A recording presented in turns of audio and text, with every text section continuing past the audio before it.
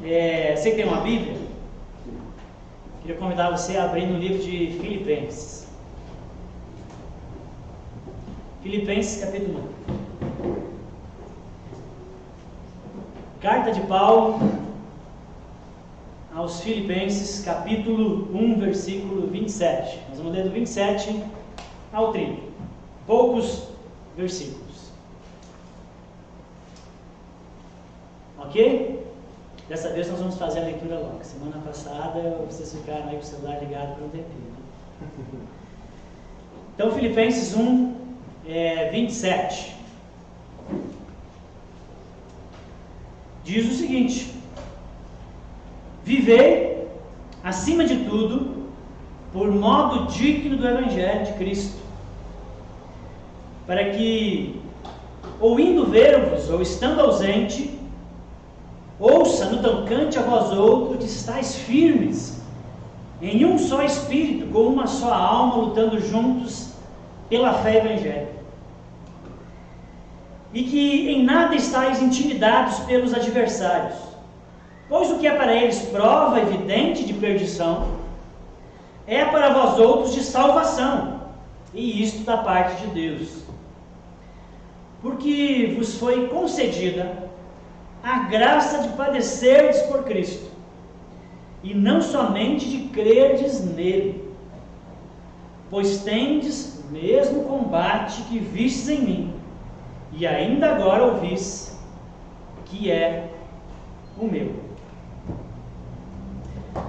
Irmãos, o tema dessa reflexão é conselhos práticos para uma vida cristã consistente. Conselhos práticos, não do pastor Marcelo, mas do apóstolo Paulo, para uma vida cristã consistente. Esse primeiro versículo que diz vivei, acima de tudo, de maneira, de modo coerente ou digno do Evangelho de Cristo, a NVI fala que é para nós viver de tal maneira que a gente exerça a nossa cidadania. Usei a revista atualizada, a versão da Bíblia, estou falando para vocês um pouquinho de diferença na tradução e na outra tradução, que é a NVI, que diz que é para nós exercer a nossa cidadania de maneira digna do Evangelho de Cristo. O apóstolo Paulo, quem não sabe, a gente está expondo, a gente faz séries de mensagens, às vezes ela é um tema específico, às vezes é um livro da Bíblia. Agora nós estamos expondo toda a carta de Paulo aos Filipenses, começamos e vamos até o fim dela. Essa é a quarta mensagem. No início, então, Paulo faz uma saudação, elogia os irmãos de Filipos pela fidelidade e cooperação deles no Evangelho, que tem abençoado muito Paulo ao longo de todo o seu ministério, principalmente agora, nesse momento que ele está preso, ele está escrevendo essa carta da cadeia. Logo em seguida, Paulo vai fazer uma espécie de uma defesa pessoal do seu ministério, do seu apostolado, em função de algumas perseguições. E agora, a partir desse momento, ele entra no corpo da carta. A partir desse momento, ele entra de fato naquilo que ele queria falar com os irmãos. E ele já vai começar a falar a respeito da importância de ter uma vida exemplar, uma vida que seja coerente, digna do Evangelho de Cristo, que é o texto que nós lemos. A NVI fala de exercer a cidadania de maneira digna. Essa cidadania não é a cidadania brasileira, portuguesa, espanhola, paraguaia, não é dessa cidadania humana que Paulo está falando para os irmãos de Filipe. Ele está falando da cidadania celestial. Paulo está dizendo: olha, eu sei que vocês são de uma cidade que é colônia romana, e vocês têm orgulho de serem colônia romana, porque é como se vocês fossem cidadãos de fato de Roma, é como se estivessem pisando na Itália, quem pisa na cidade de vocês, e vocês têm orgulho disso. Mas eu quero lembrar vocês, Paulo está escrevendo para a igreja, que acima dessa cidadania romana e desse orgulho que vocês têm de ser de romanos, vocês são cidadãos do céu vivendo na terra. E vocês têm que viver na terra como cidadãos dos céus. E como é que um cidadão do céu vive? É aí que Paulo começa então a entrar no corpo da carta, porque parece que os irmãos de Filipos, apesar de ser uma igreja muito bacana, tinha falhas. E qual igreja não tem falha? Né?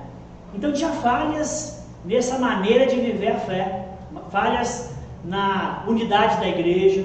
Então Paulo começa a escrever para orientar e para corrigir alguns problemas a respeito disso, a respeito da maneira como que a gente precisa viver na terra sendo cidadão do céu.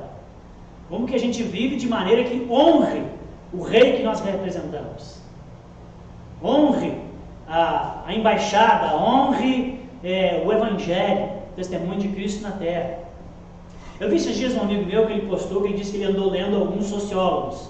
E os sociólogos estão dizendo que após a pandemia vai haver pelo menos 2 tipos de grupos. Vão ter aqueles que vão ser muito mais atenciosos, que tiraram algumas lições preciosas durante a pandemia, e vão ser muito atenciosos. E o outro grupo vai ser aqueles mais banais, desleixados, né? Ou porque não aprenderam nada, ou porque agora, depois desse tempo de confinamento e de dificuldades, querem cair na gandaia e azar para o resto.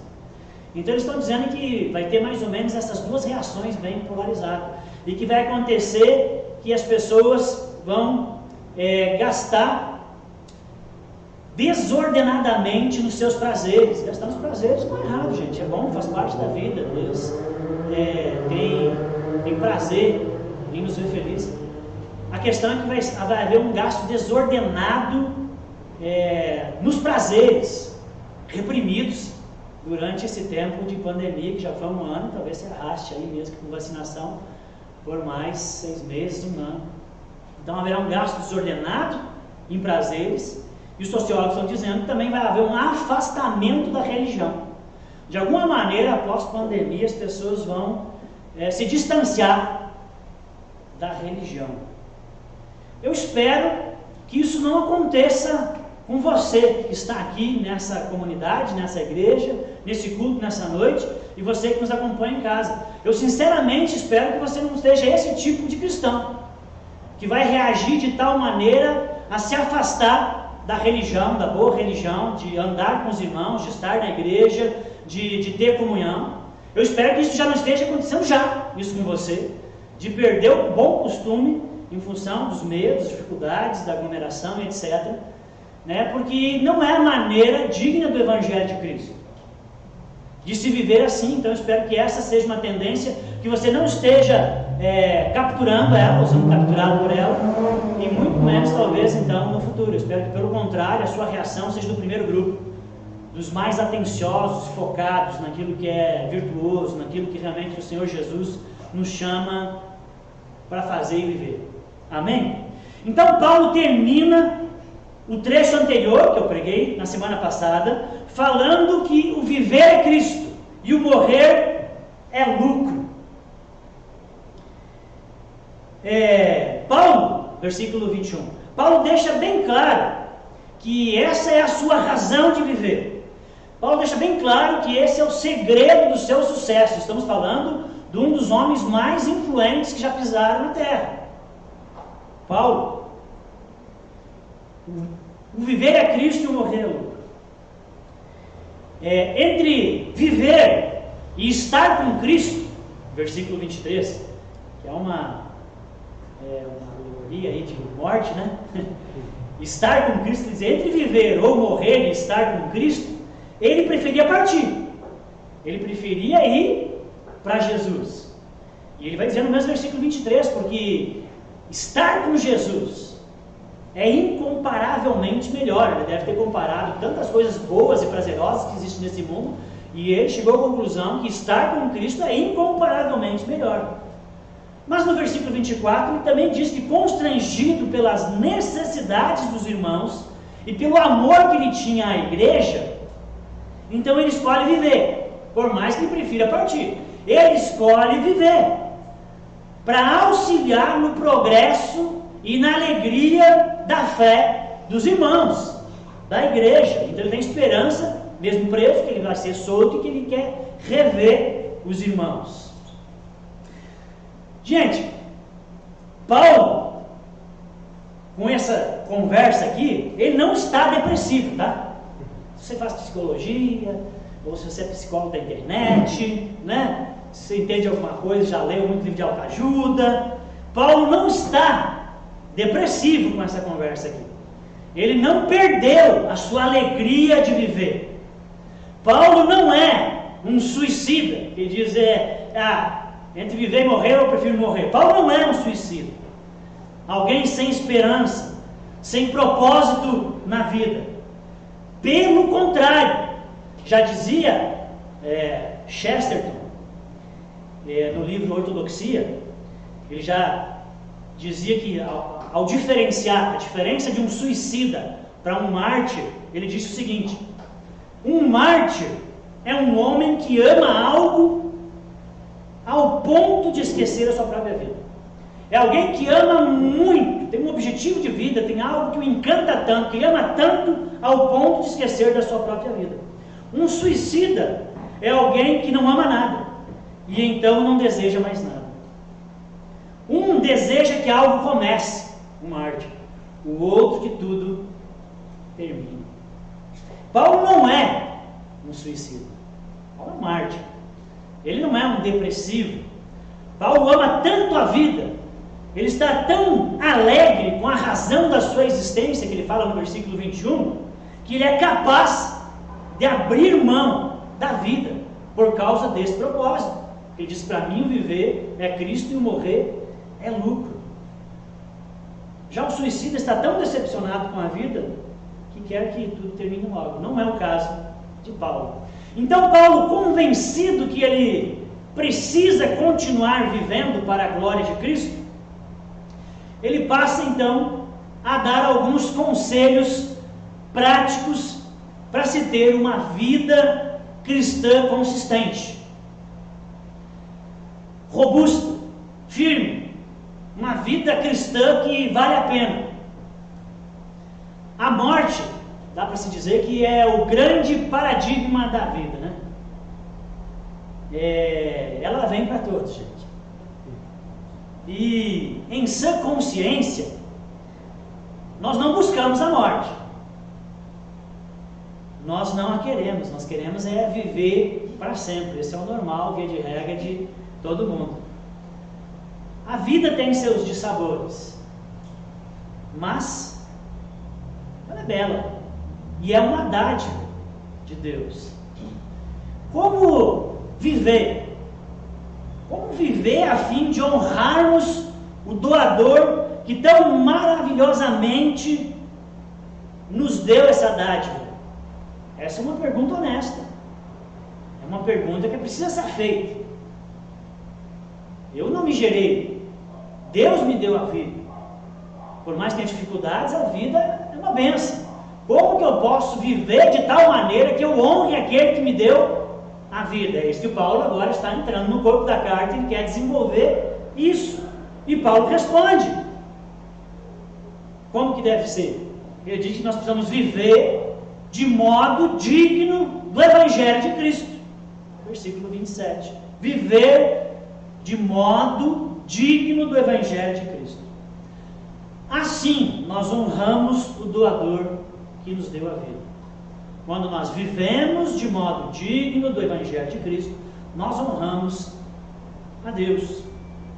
A vida de um cristão, de um discípulo de Jesus, ela precisa ser condizente, ela precisa ser coerente com o Evangelho que o alcançou e com o qual ele confessa. A sua vida, não pode haver uma ruptura entre o que é a sua vida e aquilo que você professa, aquilo que você diz acreditar, aquilo que você confessa que é o certo. Tem que ser coerente. Nós devemos refletir o Evangelho em nossas palavras e em nossas ações. Isso é viver de maneira digna do Evangelho de Cristo. As nossas palavras e ações precisam refletir o Evangelho. As nossas vidas precisam ser uma tradução do Evangelho de Cristo para aquelas pessoas que nos observam. E essa tradução não pode ser, tem que ser uma tradução que passou pela caligrafia, porque ela precisa ser muito legível, gente. Tem gente aí que tenta ser uma tradução do Evangelho de Cristo, mas a letra é tão feia que ninguém consegue ler a sua vida, e se lê só feiura. Então a nossa vida, que é uma carta aberta do Evangelho de Cristo, ela tem que ser uma tradução, ela tem que facilitar para as pessoas. Ah, tá, é isso. Na sua vida, vendo a sua vida, eu sei que Deus existe. Vendo a sua vida, eu sei que existe um Deus que ama. Eu sei que Jesus veio à Terra. Nossas vidas precisam então ser essa tradução do Evangelho. E o quanto mais legível, melhor, para que aqueles que nos observam entendam. Atenção, gente, ó. Nesse ponto aqui, dessa mensagem, quero dizer para vocês que em todas as épocas, e não é diferente em nossos dias, o maior obstáculo, presta atenção, o maior obstáculo para o avanço do Evangelho, para que mais pessoas conheçam a Cristo, para que mais pessoas abracem a fé cristã, o maior obstáculo ao Evangelho em todas as épocas não é a dureza das pessoas, não é o desinteresse das pessoas, não é a cegueira dos incrédulos, não é a perseguição, mas é a vida desregrada e inconsistente dos cristãos. O maior obstáculo para o progresso do Evangelho em todas as épocas, incluindo a nossa, é a vida desregrada e inconsistente dos cristãos. Reza a lenda? Não reza a lenda não, isso aí conta a história mesmo, que Gandhi, um dos grandes líderes da história moderna, responsável pela independência da Índia, isso não é independência, é isso, né? Independência da Índia, o movimento muito bacana, muito lindo, nascido no hinduísmo. Diz que Gandhi tentou se aproximar, numa época da sua vida, ele tentou se aproximar do cristianismo, ele queria ser cristão, ele é hindu, e ele tentou se aproximar do cristianismo, porque foi estudar direito na Inglaterra, conheceu o país cristão, base protestante, muitos cristãos lá. Depois foi também para a África do Sul, igualmente. Então ele conheceu o cristianismo, e ele queria se aproximar do cristianismo, e ele se interessou em, de repente, se tornar um cristão. Mas a vida inconsistente dos cristãos o decepcionou tanto, que ele se afastou da fé cristã. A gota d'água foi quando, um dia na África do Sul, ele foi barrado de entrar numa igreja. Ele queria muito ir num culto cristão, participar do culto. Grande, como é que eu falo agora para não ser processado? Grande era de pele escura. Misericórdia que é coisa, né? Mas é verdade, a gente é contra o racismo mesmo, a palavra de Deus também é. Então, Gandhi por ser negro, de pele morena, escura, foi entrar numa igreja de brancos, na época do apartheid, e o querido do diabo na porta disse: aqui você não entra não, viu? E usou um termo, chamando ele de infiel. Aqui você não entra. Essa foi a gota d'água, porque ele leu sobre o cristianismo, ele leu a Bíblia, e coisas que ele via na vida dos cristãos era incoerente com aquilo que ele via nos ensinos de Jesus. E ele resolveu largar de mão o cristianismo. E aí, certa vez alguém perguntou para ele: mas você sempre fala bem de Cristo, você elogia sempre a Cristo, por que você não se tornou um cristão? E ele disse: eu amo a Cristo. Não conheço ninguém que tenha feito mais para a humanidade do que Jesus.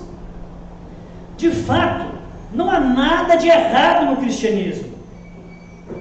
O problema são vocês, cristãos. Vocês não vivem segundo os ensinamentos dele. Vocês são muito diferentes do Cristo. Que vergonha. Isso nós vamos ter que levar o resto da história. Que vergonha. Lamentável que isso foi e ainda é realidade. Irmãos, a mensagem do Evangelho, ela é muito mais eficaz quando a vida dos cristãos testificam dela. quando nossas vidas são coerentes, honramos a Deus, vivendo de modo digno do Evangelho de Cristo. Infelizmente, as igrejas estão cheias de falsos convertidos, cheias de cristãos meia boca, meia sola, crente 333, você conhece? Meio besta. Está cheio. Podemos erguer as mãos para o céu e agradecer, não vou agradecer a Deus, não, pelo nosso querido irmão, que jaz no céu também, creio eu, Charles Finney.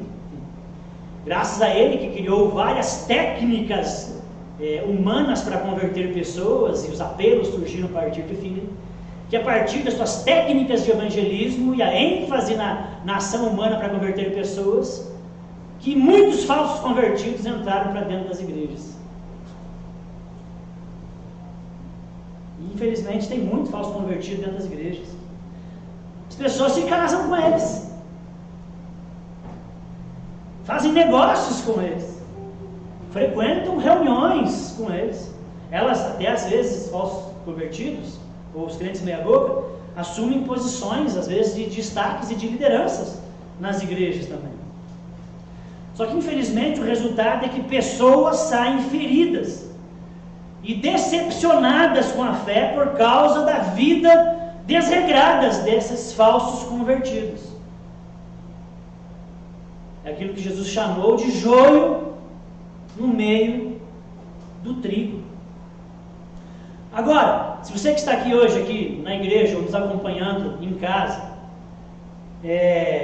nós temos mais da metade da igreja em casa, então, principalmente vocês que estão em casa, espero que estejam em casa assistindo o culto e concentrado.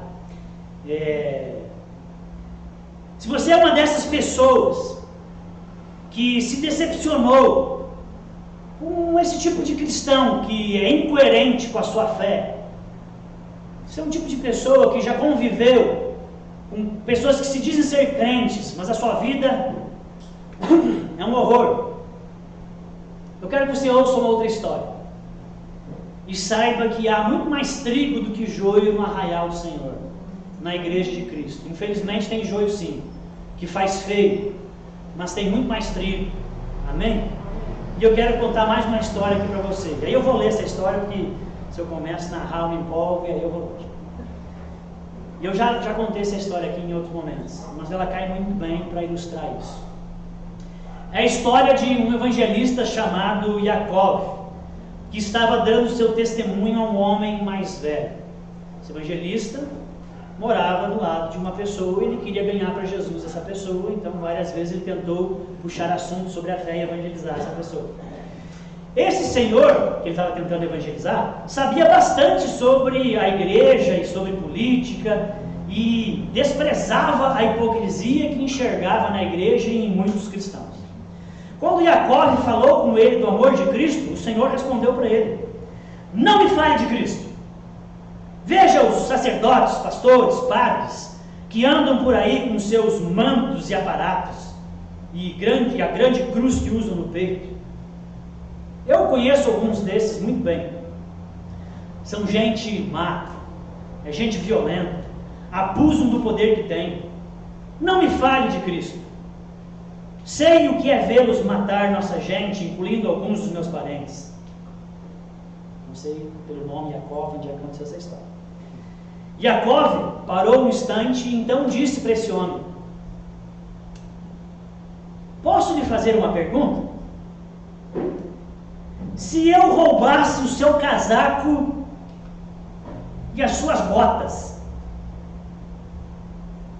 vestisse eles, e em seguida arrombasse um banco e levasse todo o dinheiro, eu seria perseguido pela polícia, mas vamos imaginar que eu escapasse dela. O que você diria se a polícia batesse em sua porta e o acusasse de ter roubado o banco?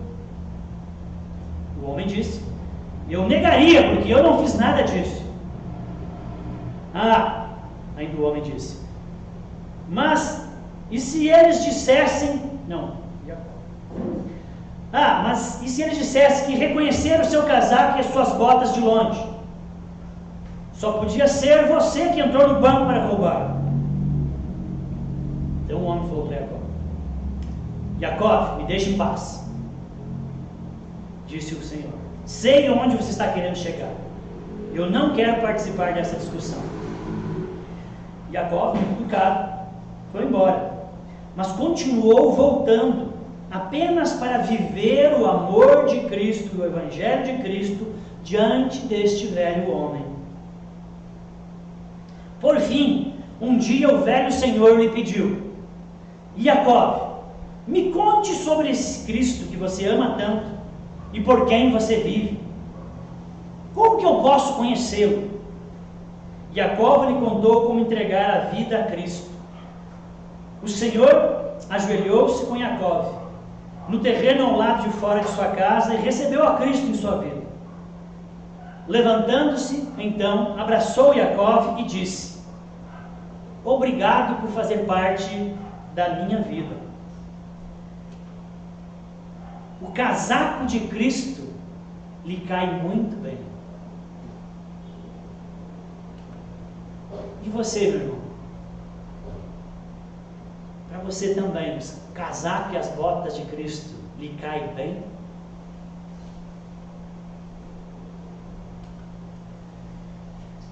Bom, mas eu falei aqui que eu ia dar alguns conselhos práticos a respeito dessa vida consistente que nós temos que ter como cristãos.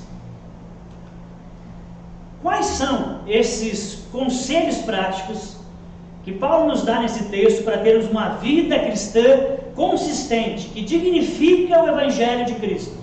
Que conselhos que nós vemos no texto? Primeiro, tenha firmeza. Tenha firmeza. Paulo fala de um modo coerente de viver a fé. Cidadãos do céu vivendo na terra precisam viver de uma determinada maneira. E aí ele passa a dar algumas características dessa maneira de viver. E a primeira delas está ali no versículo 27, tenha firmeza. Vivei acima de tudo. Acima de tudo, irmãos, Paulo está dando destaque. Vivei acima de tudo por modo digno do Evangelho de Cristo, para que, ou indo ver-vos, ou estando ausente, ouça no tocante a vós outro, que estáis firmes em um só espírito, com uma só alma, lutando juntos pela fé evangélica. A vida digna do Evangelho de Cristo, ela apresenta firmeza. A vida digna do Evangelho de Cristo, ela apresenta firmeza. Ser firme é ser enraizado. Ser firme é ser sólido, confiável. É alguém que não cede facilmente nos seus valores, na sua crença, não cede. É ter raízes fortes e profundas que resistem os ventos contrários, porque essa igreja estava debaixo de perseguição e precisava resistir ventos contrários. E uma pessoa firme é assim, ela resiste aos ventos contrários. Firmeza é aquilo que nos dá constância na fé diante das adversidades, que nos dá resistência na perseguição, resiliência sob pressão e esperança no futuro. Irmãos, vou digitar, né? Bem engraçadinho. Não sejamos firmes em Jesus como prego em polenta. Tem muito crente aí que é firme como prego em polenta. Não, irmãos, temos que ser firmes como uma casa alicerçada na rocha, conforme a parábola ensinada por Jesus. A vida é bela, a vida tem flores, a vida tem perfumes, música, amizades, amor, roda de chimarrão, o pessoal do sul vai entender isso. Tem aquela brisa gostosa da manhã, tem o pôr do sol, a vida é boa, mas habitamos num mundo caído. Então, apesar da vida ter a sua beleza, também há feiura, também há dor, também há perda, angústias, trevas. E eu e você, como discípulos de Jesus e seguidores do homem da Galileia, nós não podemos ser crentes circunstanciais, ou crentes que são como a onda,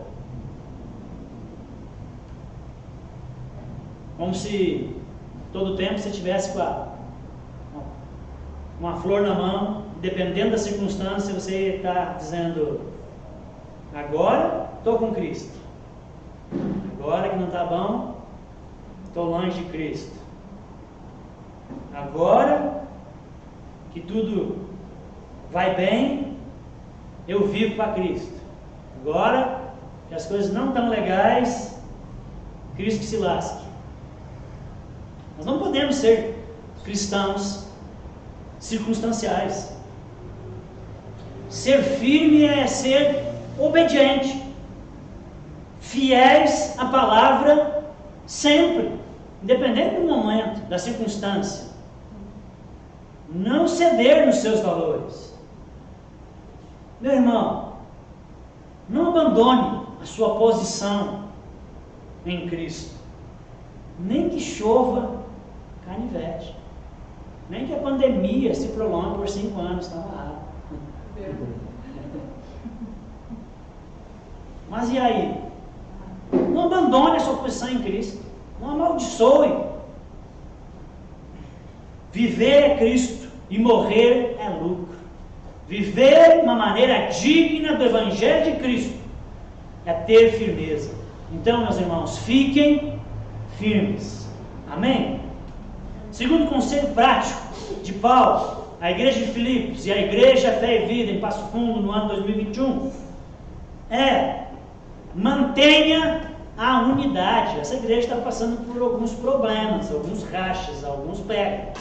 Então Paulo precisa mostrar para eles que o povo do céu vive na terra em comunidade e dando um exemplo para o mundo de comunidade saudável e de uma bolha, ou não uma bolha que se isola, uma bolha agora no sentido positivo, de um mundo que apodrece, num lugar onde pode se respirar. Então, mantenha a unidade.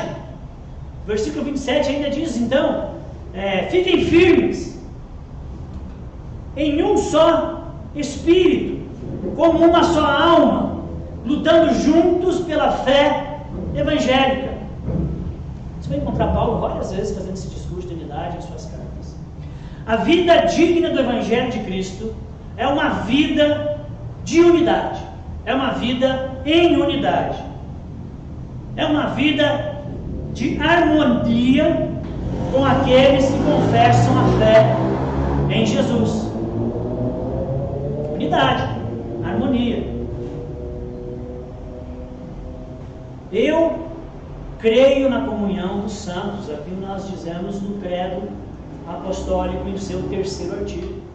Eu creio na comunhão dos santos, eu creio nos irmãos, eu creio nos guris, né? Eu creio na igreja, amém?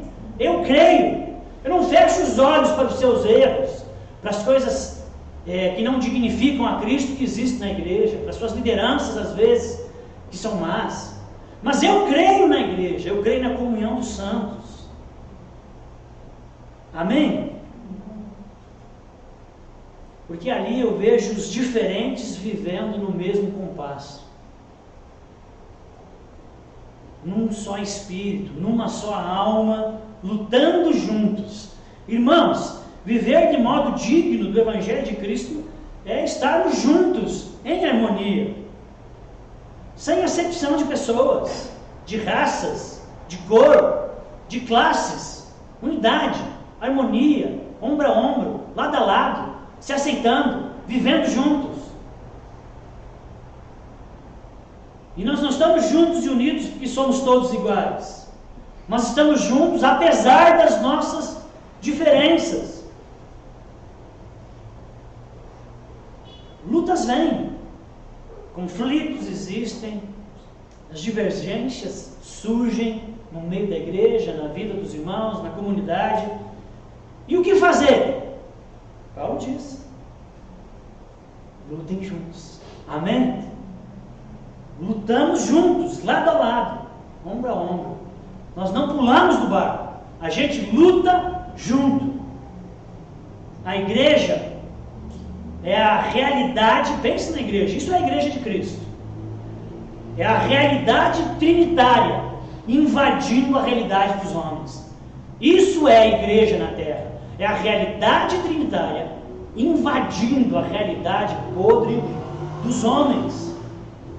É onde há unidade mesmo na diversidade. Na verdade, nós não pregamos homogeneidade. Nós amamos a diversidade. E o grande desafio é ter unidade diante de tantas diversidades. Mas a igreja de Cristo, por causa que o nosso Deus é trino, e possibilita o amor por ser trino, a realidade de Deus invade a realidade dos homens. E então nós temos unidade na diversidade. Essa luta que Paulo fala ali no versículo 27, lutemos juntos pela fé evangélica, essa luta que Paulo fala, não é a defesa da fé diante dos infiéis ou diante daqueles que perseguem a igreja. Paulo não está chamando os irmãos: gente, vamos se ajudar, vamos evangelizar, o povo está querendo acabar com a igreja, nós temos que fazer alguma coisa. Não é uma luta para pregar o evangelho, não é um apelo de luta externa, não é uma ação externa. Não, é uma ação interna. Paulo está chamando a igreja de Filipe e a igreja de Cristo, está chamando para que eles sejam uma comunidade exemplar, uma comunidade ágape, funcionando apologeticamente como um pré-evangelismo, como um fator de plausibilidade para a ação evangelizadora. Traduzindo isso que eu falei para você, fator de pré-evangelístico, ação de plausibilidade, é que essa comunidade ela é unida, ela se ama, ela se cuida tanto, que quando essa comunidade vai dar testemunho, vai falar do evangelho, as pessoas aceitam com mais facilidade. As pessoas dizem: você está me falando de amor, mas eu sei que você não mente. Eu sei que quando você fala de misericórdia e bondade, eu sei que isso é verdade, eu vejo vocês. Eu não sou cristão, eu não sou da igreja de vocês, mas eu conheço vocês. Isso é pré-evangelístico. Torna o evangelho mais facilmente aceito. Paulo está chamando os irmãos para se unir nessa causa e nessa luta interna, para ser essa comunidade exemplar, para que então as pessoas possam crer no evangelho com mais facilidade. Irmãos, mantenham a unidade. Vamos manter a unidade. Lutemos juntos. Amém? Assim, a nossa vida, ela vai dignificar o evangelho de Cristo que nos alcançou gratuitamente. Amém? E a obra que Jesus realizou na cruz. Lutemos juntos. A gente precisa ser aquelas pessoas que buscam a harmonia, por mais que haja diferenças e dificuldades, mas que busquem a harmonia, e não aqueles que estão desarmonizando. Às vezes precisa, mas precisa ser a exceção. Tá? Terceiro conselho de Paulo, prático aqui: sejam corajosos. Versículo 28. E que em nada estáis intimidados. Em nada estáis intimidados pelos adversários. Pois o que é para eles prova evidente de perdição, é para vós outros de salvação, e isto da parte de Deus. Sejam corajosos. Não deixe que nada intimide vocês. Esse nada intimidar aqui vem da realidade. Pensamos que era uma época muito mais rural, por assim dizer, e o verbo usado aqui do grego, do original, é aquele que era para traduzir quando uma manada de cavalos é dispersada por um estouro, por alguma coisa que assusta. Em nada sejam intimidados, amém? Pelos adversários. Coragem não é ausência de medo. A ausência de medo é tolice. A ausência de medo é estupidez, é trágico. Coragem é fazer ou enfrentar aquilo que você tem medo de fazer. Você tem medo de algo, você precisa de coragem. Então você vai fazer aquilo que você tem medo de realizar. Então você foi corajoso. Você não é corajoso no momento que você olha para você e não vê nem um pingo de medo. A ausência de medo é coisa de maluco. Irmãos, viver a vida de modo digno do Evangelho é uma luta. Você querer viver de maneira coerente com a fé cristã, você ser um cidadão do céu, habitando na terra, de maluco, é uma luta.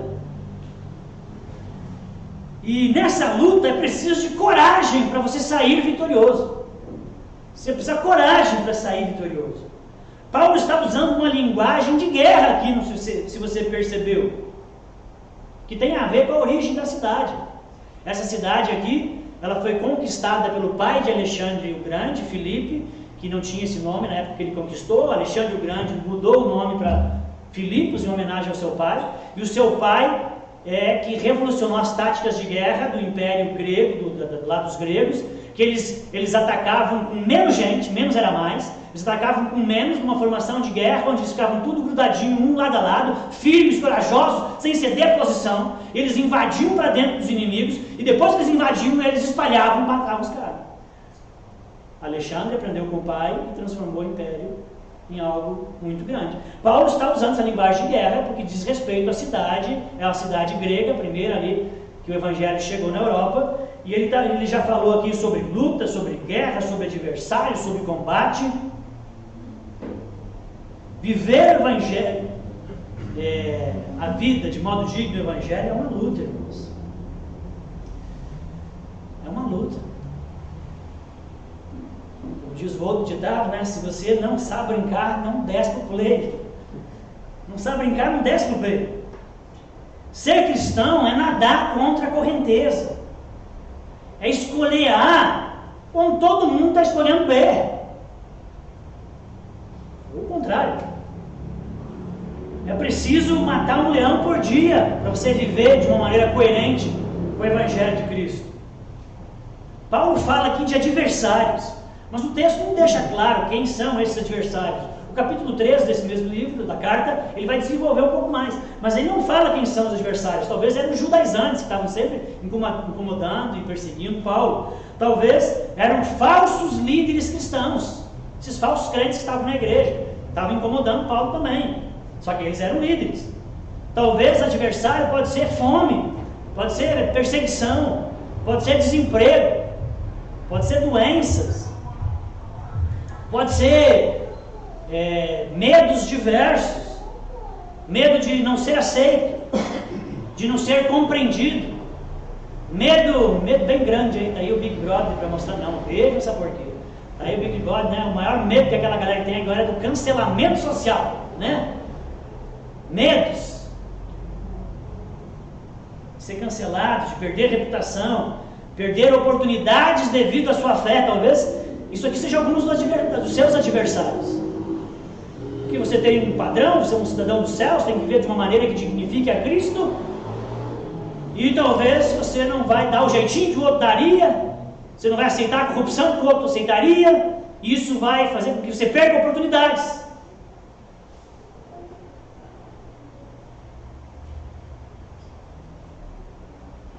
Essas coisas e essas situações, elas nos oprimem, não é?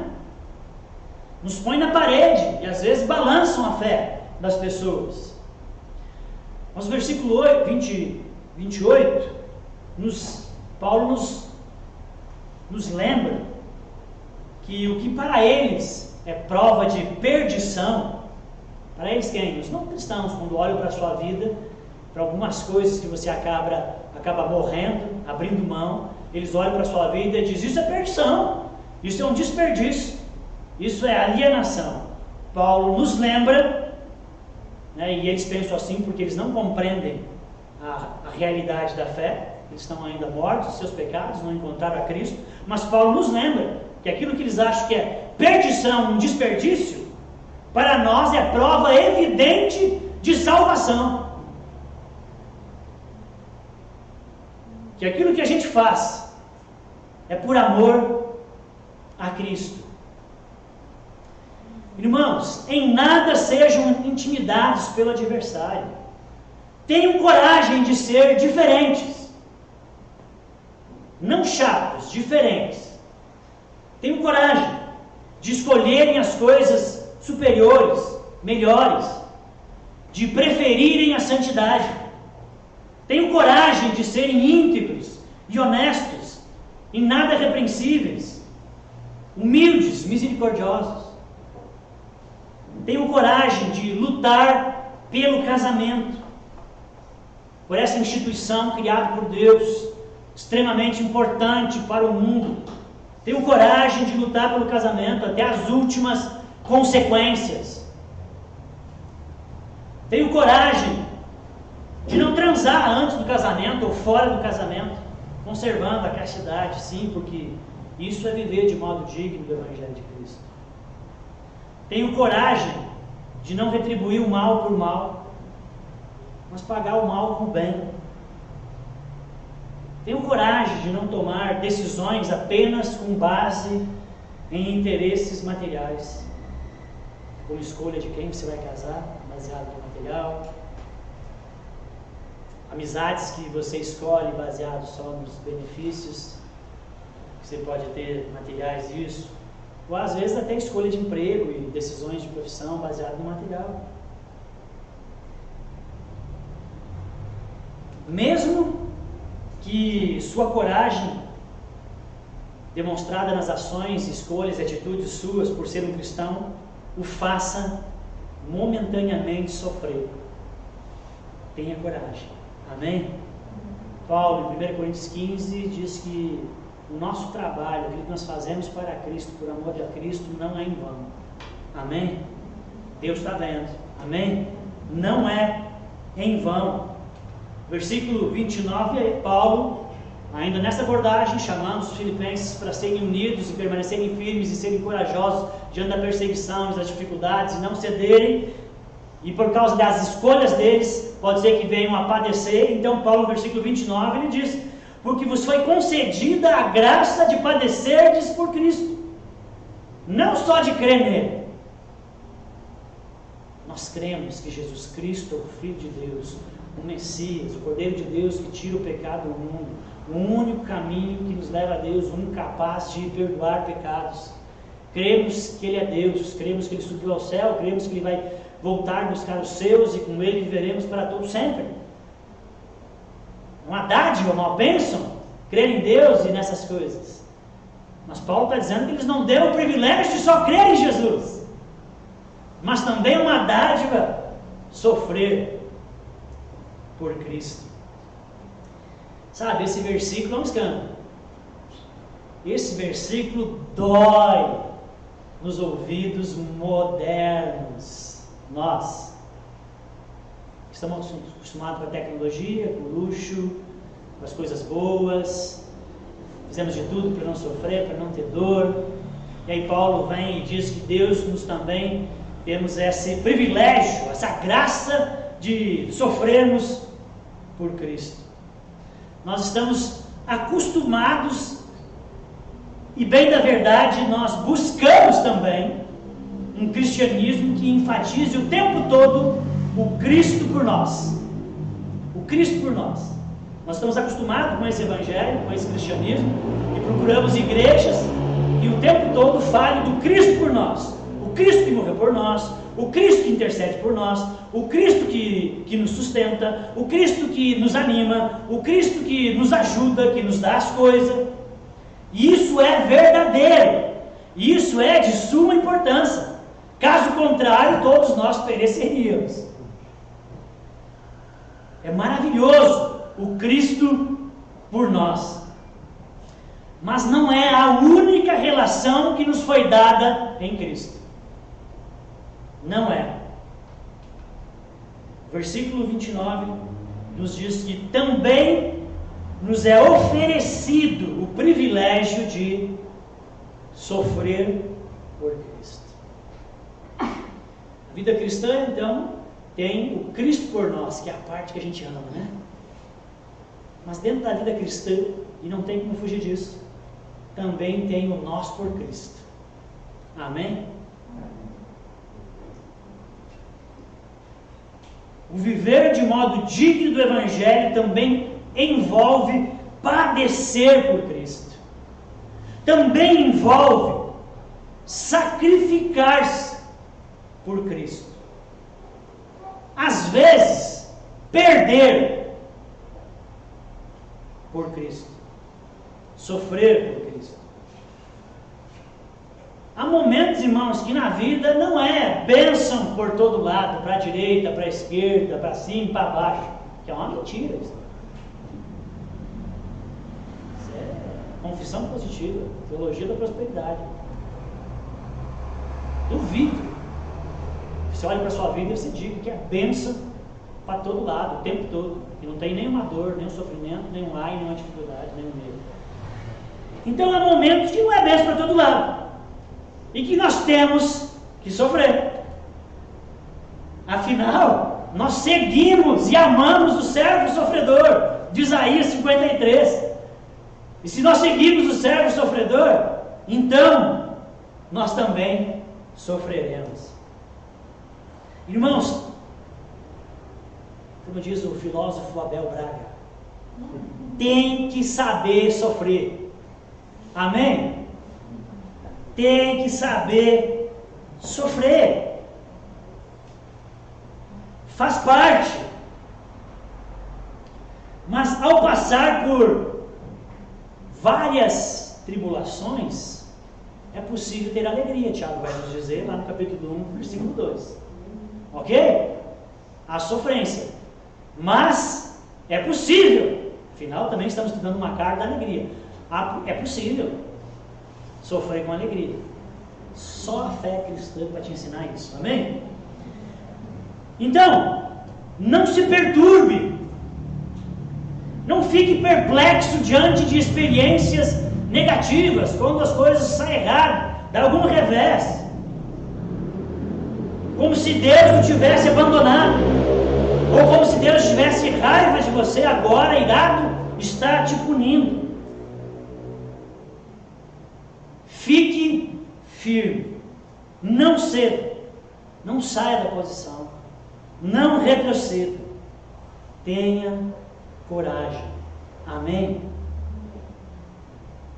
Versículo 30 fecha dizendo: sejamos combatentes. Amém? Paulo está nos chamando para o combate. Assim como vocês viram o meu combate quando eu estive aí no meio de vocês, Atos 16, a história de Paulo em Filipos. Assim como eu estou combatendo até hoje na cadeia, vocês sabem que o meu testemunho como evangelho tem prosperado, crescido, mesmo eu preso. Combatam vocês também aquilo que vocês têm aprendido em mim. Amém? E eu sei que vocês estão passando também por tribulações, dificuldades. Sejamos combatentes. Amém? Lute, meu irmão, até o fim. Aquele que perseverar até o fim, Apocalipse diz, receberá a coroa da vida. Lute. Amém? Para viver de modo digno do Evangelho de Cristo, ou para ter uma vida cristã consistente, é necessário, primeiro, ter firmeza, solidez, permanecer na posição. Segundo, ter unidade com o time da fé, harmonia. Você precisa ter um molejo, né? Um jogo de cintura, para não ser desarmônico, para não ser daqueles que lutam contra, e ao invés disso ser daqueles que lutam em prol. Você precisa ter coragem para ser um cristão, para nadar contra a correnteza, para ser combativo, mesmo sofrendo. E como que tudo isso é possível? Não estou aqui pregando uma mensagem moralista, diz para vocês que agora então depende de você, porque isso é um evangelho que não depende da graça. Isso acaba em legalismo e moralismo. Nós não tentamos não ser assim, porque é tão difícil esse negócio de moralismo. Falei aqui para você de firmeza, de coragem, de unidade, de algumas virtudes e valores que nós precisamos desenvolver e ter para viver de maneira digna do Evangelho. Mas Paulo deixa muito claro que como é que essas coisas são possíveis? Somente pela graça. Versículo 29 diz que nos foi concedido graça, irmãos. Amém? Graça para sermos corajosos, firmes, unidos, harmônicos.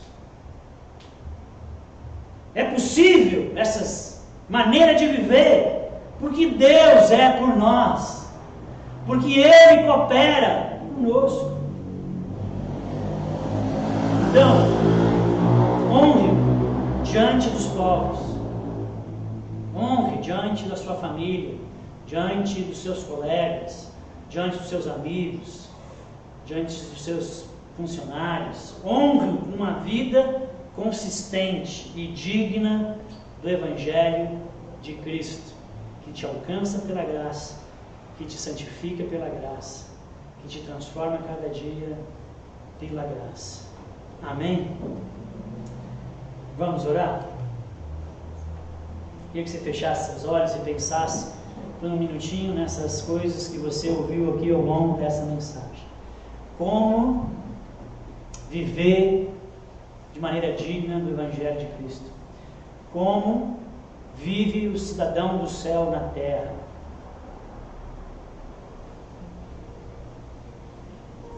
O casaco de Cristo te cai bem?